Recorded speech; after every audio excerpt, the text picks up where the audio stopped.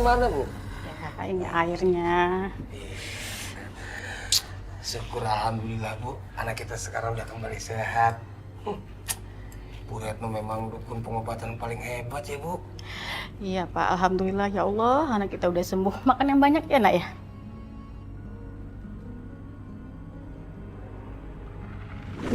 Makan ya, Nak ya.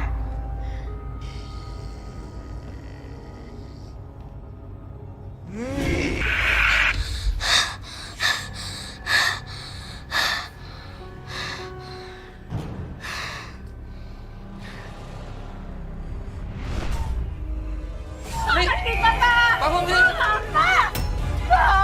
Ri! Tolong anak saya! Tolong Pak, anak kita Pak! Pak, anak kita tolong Pak! Pak!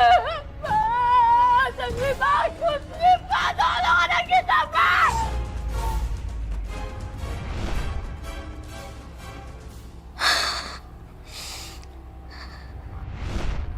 Roy, kamu kenapa menangis? Kenapa kamu menangis, Roy? Ih, kamu dari tadi ngikutin melulu. Kan aku yang harusnya bilang itu duluan. Aku! Harusnya aku! Harusnya aku dong! Aku! Harusnya aku! Ya Tuhan, apa itu?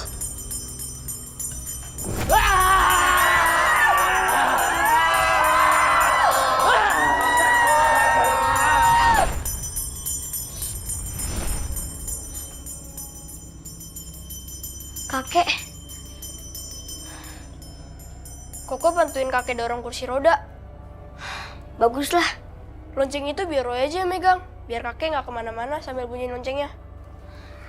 Koko ikhlas gak? Koko ikhlas kok. Anak yang berobat sama dukun perempuan itu meninggal dunia, Kek. Roy, jangan kamu terusin ya. Kita boleh tahu sesuatu, tapi bukan berarti kita berhak atas segala sesuatu. Kita tidak boleh mendahului yang maha kuasa. Kamu mengerti maksud kakek, Roy? Iya, Kek.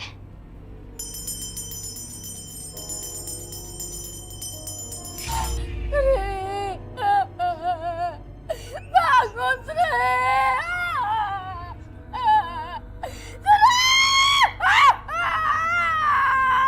Bapak!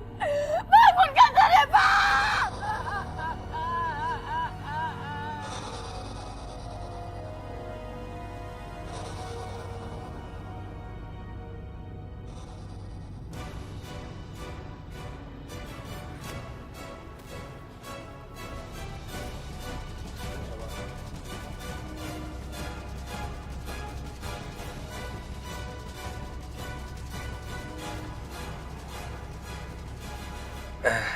Terima kasih, Bu Retno.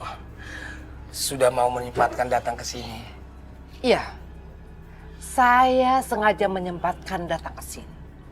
Karena menurut penglihatan mata batin saya, kematian anak bapak dan ibu tidaklah wajar. Wajar. Ini nggak wajar, Pak. Masih Bu Retno gimana? Iya, Bu. Saya pun berpikir seperti itu. Karena pada awalnya anak saya sehat-sehat aja. Makannya pun lahap sekali ya, Bu.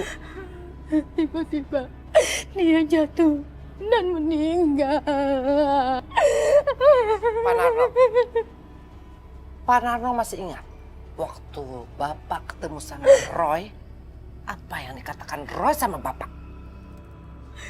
Roy, anak aneh itu.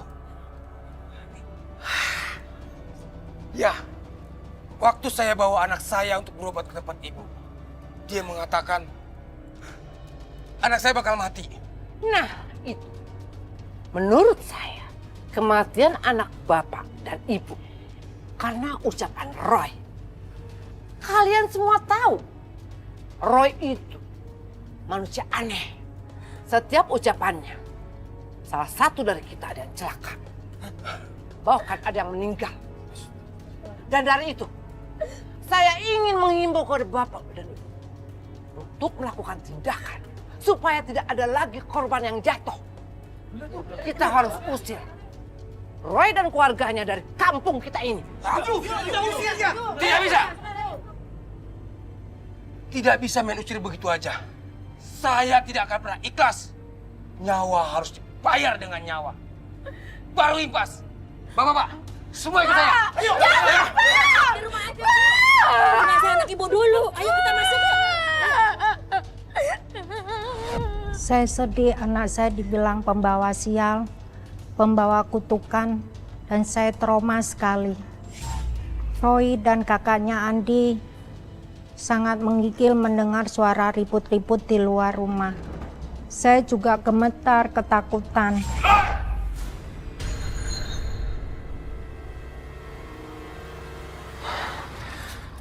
Ma, bawa masuk anak-anak.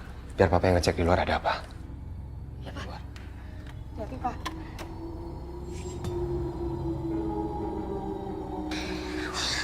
Ma, Roy takut, Ma. Ya, Andi juga takut, Ma. Kasihan Papa, Ma. Ya, Ma. Mana anak kamu? Hah? Atau kamu yang mau menggantikan? Mama lihat Papa dulu ya. Kalian tunggu di sini ya. Jangan kemana-mana. Kunci pintu.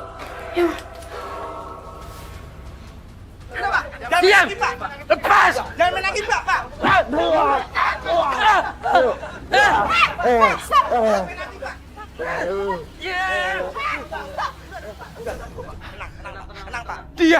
Dia yang menyebabkan anak saya mati. Iya, Pak, saya tahu, Pak. Mana anak kamu? Atau kamu yang mau menggantikan kamu anak kamu ya? Nyawa harus bayar dengan nyawa. Om, jangan. Pak, sabar, Pak, sabar. Udah, Pak, cukup. Ayo kita pulang, Pak.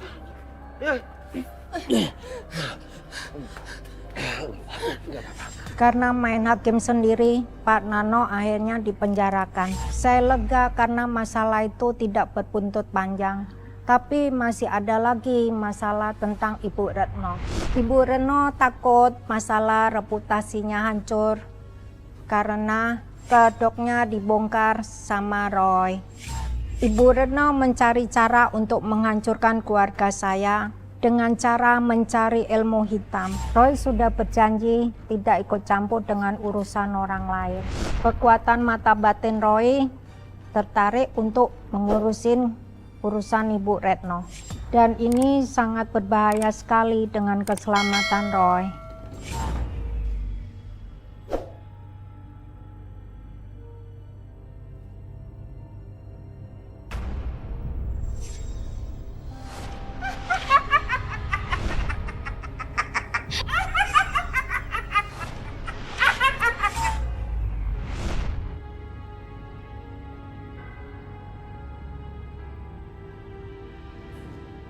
Roy, kamu kan nggak boleh kesini sama mama papa kamu.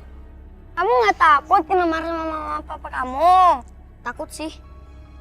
Cuman aku gak bisa nolak.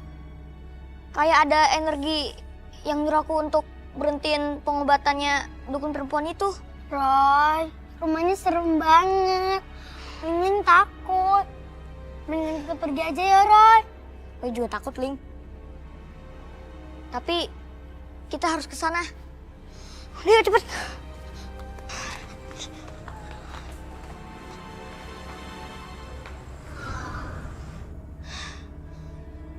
Bapak, Ibu, permisi.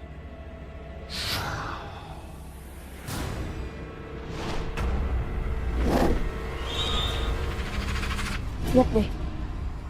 Ada makhluk halus di belakang orang sakit itu. Iya, Roy.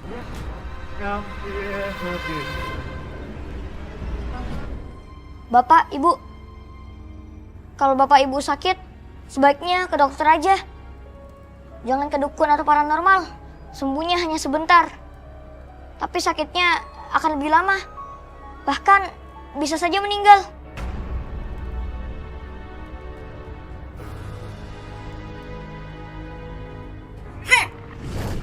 Kamu itu masih kecil. Jangan suka ngaco ngomong kamu. Kamu tuh tahu apa? Saya bukan asal bicara, Bu. Saya tahu media pengobatan Ibu itu menggunakan tali pusar yang sudah mengering kan? Benar kan, Bu? Kamu itu masih kecil. Jangan sembarangan menuduh orang.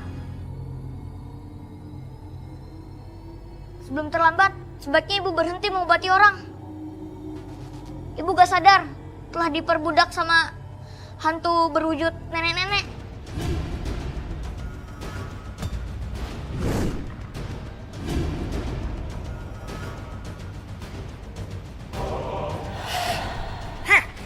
Pergi sekarang kamu dari rumah saya. Ayo pergi. Tejo, Arman. Tejo. Iya, Bu. Usir. Cepat usir dari rumah saya. Hei, pergi kamu. Ayo, Papa sih saya, Om. pergi kamu. Cepat. Kamu habiskan sekarang juga anak itu. Dan buat seolah dia itu kecelakaan. Ngerti kamu? Ngerti. Baik, Bu. Ayo. Iya. Bagaimana anak ingusan itu tahu kalau saya menggunakan media tali pusar yang sudah kering dalam mengobati orang? Saya nggak pernah mengeluarkan tali pusar itu dari kantung putih. Bapak-bapak, ibu-ibu, maaf ya, tadi agak terganggu. Tapi bapak-bapak, ibu-ibu jangan sampai dengar anak kecil tadi. Emang anak kecil itu agak aneh dan kurang waras. Jadi bapak-bapak dan ibu-ibu jangan mendengarkan apa yang dikatakan anak kecil tadi.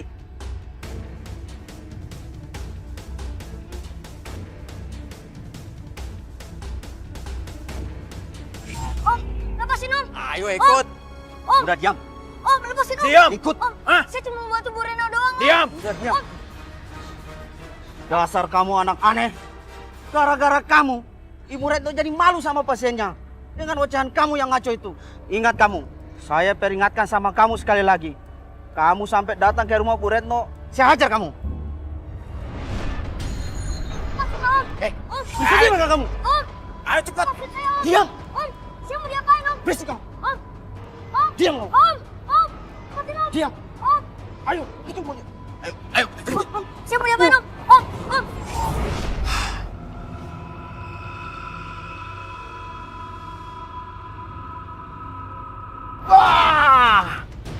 Aduh. Wah.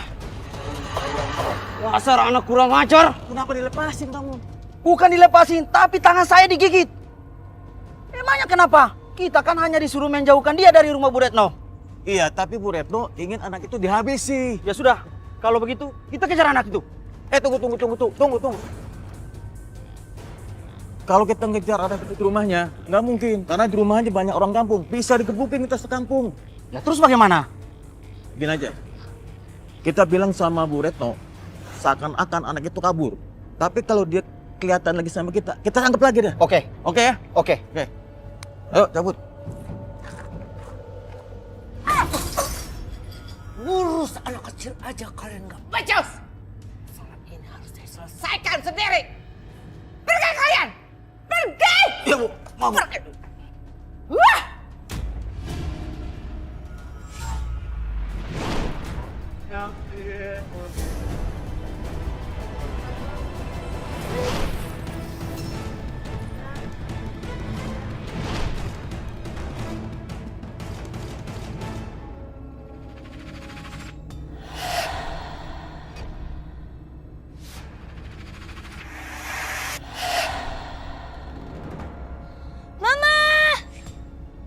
Mama. Wah, gawat nih.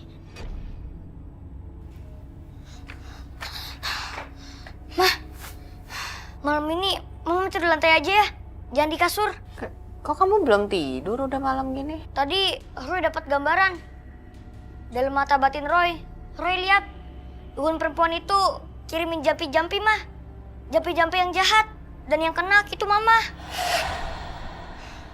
Mama tidur di lantai aja ya. Iya, nanti Mama tidur di lantai. Tapi Mama belum ngantuk, masih mau baca novel ya. Iya, Mah. Oh iya, Papa masih belum pulang ya? Iya, Mama lupa kasih tahu. Papa katanya nggak jadi pulang malam ini soalnya masih ada rapat. Yaudah, kamu tidur deh, udah malam ya. Iya, Mah.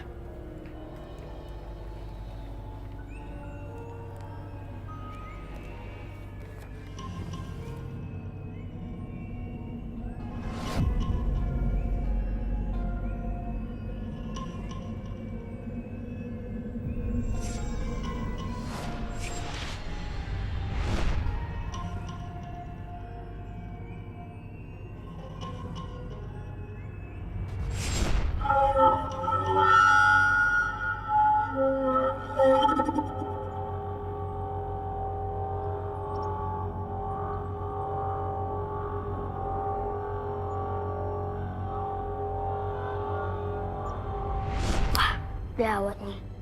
Mama Roy dibisikin dengan yang jahat. Dan Mama Roy berjalan sampai tidur. Aku harus kasih tahu Roy kalau mamanya lagi dalam bahaya.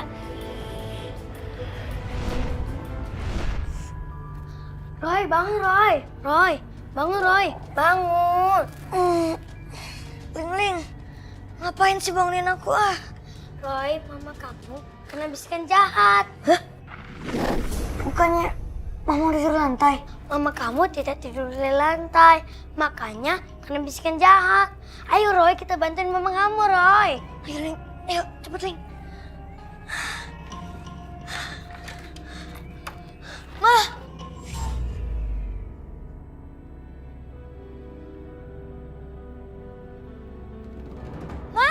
Mama!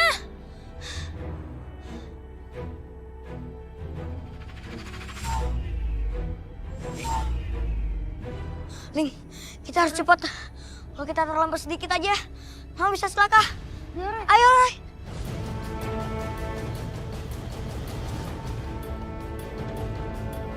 Mama! Ma! Ini di mana kok Mama ada di sini? Hah? Mama, tadi kena jampi-jampinya jahat perempuan dukun itu, Mah. Tadi Mama pasti tuh di lantai kan? Ya ampun, Mama ketiduran, Roy. Untung Tuhan masih melindungi Mama. Saat itu saya merasa makin beruntung mempunyai anak seperti Roy. Anugerah yang dimilikinya merasa membantu saya dari celaka. Tapi dari kejadian itu, Roy masih memaksa untuk mendatangi rumah dukun perempuan itu.